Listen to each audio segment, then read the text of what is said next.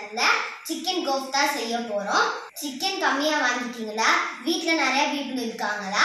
அப்ப இந்த Malay chicken கோஃப்தாவை try பண்ணுங்க. இதெல்லாம் குவாண்டிட்டி அதிகமா கிடைக்கும். வாங்க சமைக்கலாம். அதுக்கு நான் என் சேனலை ஃபர்ஸ்ட் டைம் பார்த்தீங்கன்னா மறக்காம சப்ஸ்கிரைப் பண்ணிட்டு பக்கத்துல பெல் ஐகானை கிளிக் பண்ணுங்க. வாங்க சமைக்கலாம். 1/4 கிலோ எலும்பே இல்லாத சிக்கனை எடுத்து மிக்சியில் போட்டு நல்லா அரைச்சிக்கிட்டேன். இதை எடுத்து ஒரு மிக்சிங் பவுலில் மாற்றிக்கலாம். இதில் ஆனியன் போட்டுக்கோங்க, பச்சை மிளகாய் ஆட் பண்ணிக்கோங்க, பொட்டுக்கடலை மாவை ஆட் பண்ணிக்கோங்க. 2 ஸ்பூன் பொட்டுக்கடலை மாவு நான் ஆட் பண்ணியிருக்கேன்.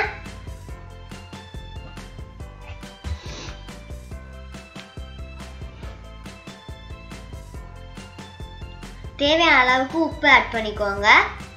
1 ஸ்பூன் ரெட் சில்லி பவுடரை நான் ஆட் பண்ணியிருக்கேன். 1 spoon ginger garlic paste add பண்ணியிருக்கேன். ஒரு முட்டையை ஆட் பண்ணிக்கோங்க. ஆட் பண்ணிட்டு கொத்தமல்லி இலையை ஆட் பண்ணி எல்லாத்தையும் நல்லா கலந்து விட்டுக்கோங்க.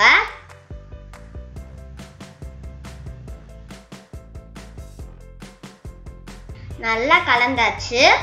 இப்போ கையில் எண்ணெய் தடவிட்டு குட்டி குட்டி பால்ஸாக உருட்டிக்கலாம்.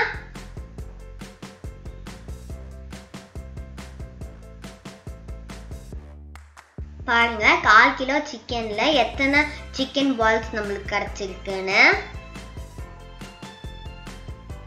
ஒரு பேன்ல எண்ணெயை சூடு பண்ணிட்டு அதுல சிக்கன் பால்ஸை போட்டு பொரிச்சு எடுத்துக்கலாம்.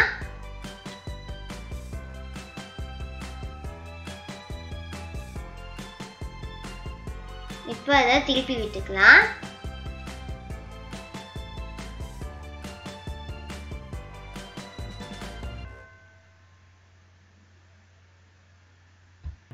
நல்லா திருப்பி விட்டுக்கோங்க. இது வெந்ததும் பிளேட்ல மாத்திக்கலாம்.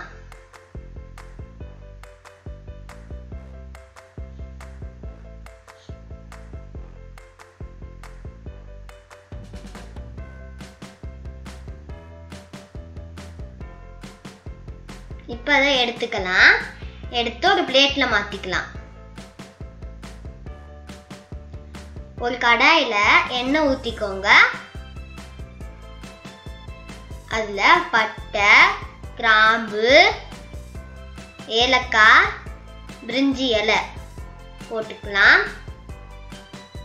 போட்டுட்டு இதுல வெங்காய பேஸ்ட் ஆட் பண்ணிக்கலாம்.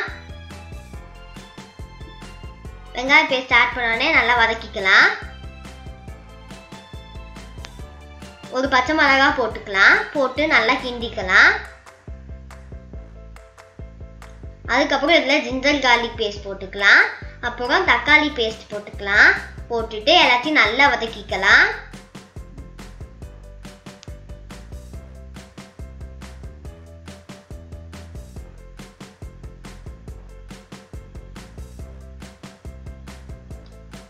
இதுல கொஞ்சமா மஞ்சத்தூள் ஆட் பண்ணிக்கலாம்.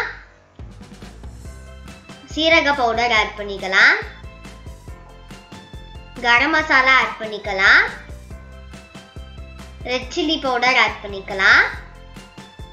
தேவையான அளவுக்கு சால்ட் ஆட் பண்ணிக்கலாம். ஆட் பண்ணிட்டு எல்லாத்தையும் நல்லா கிண்டிக்கலாம். இதுல 1 கப் தயிர் ஊத்திக்கோங்க. தயிர் ஊத்திட்டு நல்லா கிண்டிக்கலாம். கொஞ்சமா தண்ணி ஊற்றி பச்சை வாசனை போகிறதுக்காக வேக வச்சுக்கலாம். நல்லா கொதிக்கும் போது நம்மளுடைய சிக்கன் பால்ஸை உள்ள போட்டுடலாம்.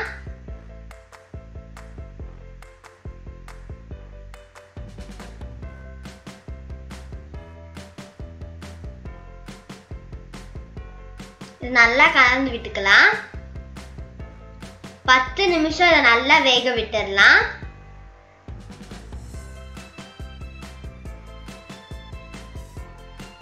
ஒரு மூடி போட்டு 10 நிமிஷம் நல்லா வேக விட்டுக்கலாம். அவ்வளவுதான், நம்மளுடைய மலாய் சிக்கன் கோஃப்தா ரெடி ஆயிடுச்சு.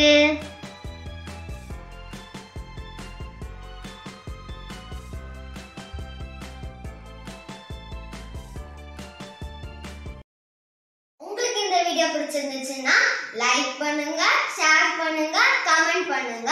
மறக்காம கண்மணி ஃபுட் சேனலை சப்ஸ்கிரைப் பண்ணுங்க. சப்ஸ்கிரைப் பண்ணிட்டு பக்கத்துல பெல் ஐகானை கிளிக் பண்ணுங்க. பாய்.